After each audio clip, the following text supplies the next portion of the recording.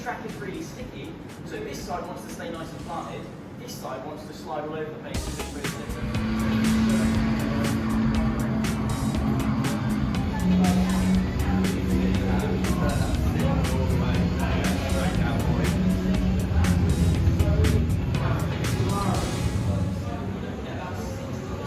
Hello everyone, it's Dom here from Esports News UK. I'm at Drive Lounge in Norwich today. It's an amazing sim racing facility and I'm joined by Paul. Thanks for joining me, Paul. Oh, no, maybe tell us a bit about yourself and what you do. Yeah, so I'm one of the founders of Drive Lounge. This is our first location here in Norwich, and we've got plans to open 12 of these across the UK, but we're excited to have this first one open. We're in week 6 now, and it's been going really well. Yeah, it's great to have that first one open. Excellent. Tell us a bit about the Drive Lounge concept, because I'm looking around, I'm seeing loads of sim racing rigs. What's the thinking behind it? Yeah, so we wanted to try and create something that really gave people an immersive kind of social racing experience. So all of the sims are connected together. We've got our own sort of software that runs across them that lets us put people in races together, and we can have people of different levels of ability in the same race, but we can kind of give them different opportunities to have enhancements in the racing experience, so it kind of levels out the playing field a bit. And we've got all different types of racing. So we do a bit of formula racing, we've got GT racing, we've got some off-road and rally stuff, and we even had guys in doing truck and van racing as well. Yeah. So it's PCs, and you're doing a partnership with Acer. They're all Predator gaming PCs. Can people just sort of like drop in and play? Yeah. So Acer have been great. You know, that they're the ones, as you say, powering all of the equipment that we're using. And yeah, absolutely. You can book before you come, but also because we're based in a mall, people can just drop in and turn up and play, which is great. Yeah, it's at Castle Quarter here in Norwich, and so I'm here because you're doing some like a racing academy, is that right? And it's for a certain age group. It's with Acer. Tell us a bit about this academy. Yeah, so we launched in parallel to opening Drive Lounge. We launched Drive Lounge Academy, and we've done a partnership with Acer, and particularly Acer for Education, to try and offer as many places as we can to kids aged between 10 and 16. So it's free for them to come along. We're offering those sessions three days a week through the summer, and basically it's an introduction to motorsport gaming and a little bit about esports and the competitive side of motorsport gaming as well. And they get to do some theory, so we help them to try and be better racers, and then obviously they get the practical fun time in the simulators as well. It's interesting, isn't it? Because I think I cover all kinds of esports, and in certain esports the UK is better than others, but sim racing is one of those genres where we really excel at. And I don't know if it's things like this, but I'm guessing from this academy you want to sort of inspire youngsters to maybe go down that road, or all levels, I guess. Yeah, what we'd love to do obviously is giving people a taster, and they get excited and feel that it's something they want to do. We want them to get them back, and so from September we're going to be running an after school program as well, so that will run for 12 weeks through the term and go into a lot more detail of each of the things that they've learnt very briefly in the sort of free introduction, with the idea that then we can hopefully maybe spot some future talent and help them on that journey. We've also got James Baldwin as one of our brand ambassadors, and so he's really keen as well to try and help young people coming through, because of course he started in sim racing and now is doing both track and sim racing, and so he will actually come down for a couple of those sessions as well, just to give the kids a bit of kind of real world inspiration, really.